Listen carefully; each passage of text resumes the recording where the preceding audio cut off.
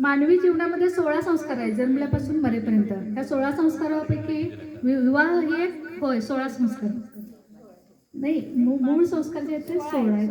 16 ते 53 वेगळे.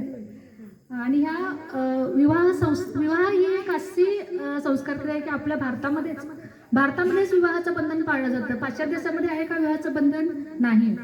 तर ह्या विवाह सोहळ्याला विवाहामध्ये एक लक्ष्मण रेषा असते विवाहापर्यंत. आपली विवाहानंतर ती लक्ष्मण रेषा आपण आपल्या गृहस्थ जीवनामध्ये आपण प्रवेश करतो. मग आजच्या या वर्तमान काळामध्ये लग्नाचं म्हणजे प्रत्येक पालकांना पण काळजी आहे आणि आपल्या मुला मुलींचं पण लग्नाचं उलट चाललंय. त्याला कारण कोण आहे? तर आपला उच्च शिक्षित समाज. मला वाटते आपण मुला मुलींना उच्च शिक्षण देतोय, मुलींना फक्त देत नाही मुलांना पण देतोय. उच्च शिक्षण देत असताना त्या मुलीची अपेक्षा वाढत जाते की मला उच्च शिक्षित मुलगा पाहिजे. अटी बघा, उच्च शिक्षित पाहिजे, पॅकेज चांगलं पाहिजे, त्याला जॉब चांगलं पाहिजे आणि उलट आणि पाठीमागे शेती पाहिजे 4-5 एकर.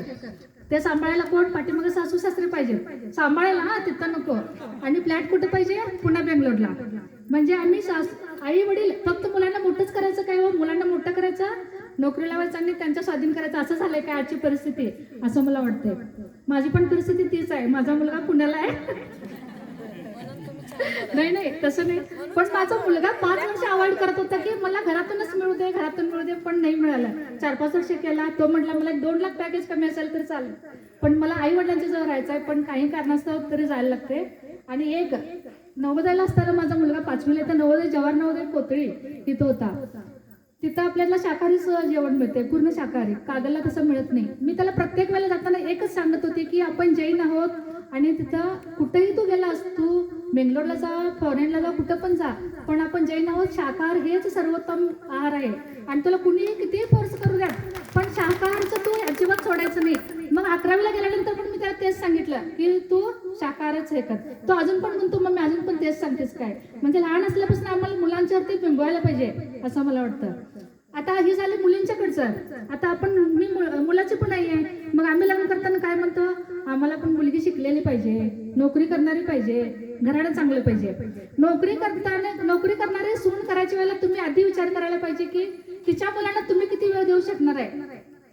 तिथं तुम्ही राहिला तिथे जाऊन राहणार आहे काय? हे सगळं सोडून तिथं तुम्हाला धर्म मिळणार आहे काय?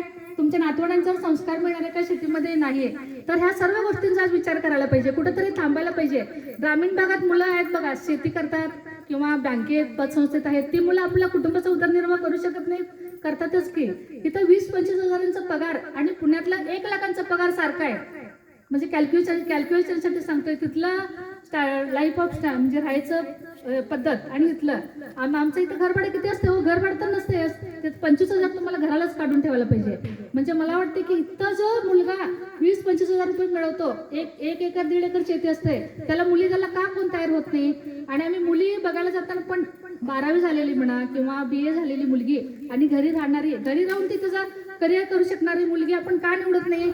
तर आपण पण काय करतो? छपाईचं मशीन असल्यासारखं नोकरी करणारी सून पाहिजे असं अट्टहास आपण पण टाळायला हवा. आणि आमच्या मुलांच्यावर सांगायला पाहिजे की तुला फक्त पैसे छापणारं मशीन नको, तुला एक सुसंस्कारी पत्नी पाहिजे, एक तुझ्या मुलांना तुझ्या आई पाहिजे संस्कार करणारी आणि उलट आपल्या आई वडिलांना सांभाळणारे. म्हणजे इथं 3 कुटुंबांना सांभाळायला पाहिजे. एक आपल्या आई वडिलांना, ती आपल्या नवऱ्याला पण सांभाळता आलं पाहिजे आणि आपल्या मुलांना सांभाळायला म्हणजे 3 पिढ्यांचं ती म्हणजे जबाबदारी घेणारी मुलगी असायला पाहिजे असं मला वाटतंय. मी जास्त काय बोलले नाही, त्या बोलल्यात. काय चुकलं असेल तर मला क्षमा करा.